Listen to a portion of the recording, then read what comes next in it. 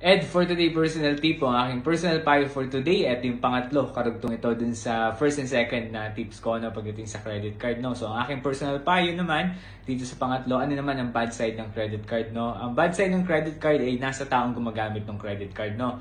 Dahil kapag hindi ka marunong gumamit ng credit card, hindi ka marunong mag-manage ng pagsaswipe, no? O yung paggamit mo ng card niyan, eh sigurado ako sa susunod na buwan, mahirapan kang bayaran ito. Kaya nga dapat meron ka ng marunong ka mag-manage ng finances mo, marunong ka mag-control, marunong ka magtimpi. Dahil kung hindi ka marunong magtimpi, eh sigurado ako mapapaswipe at mapapaswipe ka.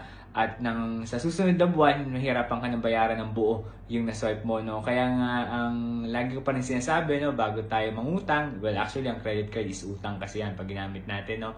Dapat alam na natin kung paano ito babayaran, okay? Kaya, yun lang naman yung bad side ng credit card, no? Nasa taong gumagamit. Kapag hindi ka marunong gumamit o hindi mo ito kayang i-manage, eh, ang pinapayo ko, huwag ka munang kukuha ng credit card, okay? Kung nagustuhan mo tong video na to at sa tingin mo makakatulong sa'yo bilang bagong credit card user, no, or kukuha ng credit card, baka pwedeng pakilike ng video, no, pwede mo rin pala itong i-like and share, at pwede mo rin pala i-like and follow yung FB page ko na Ed for Today, pwede mo rin pala akong follow sa TikTok at i-subscribe sa YouTube. Yun lamang, salamat!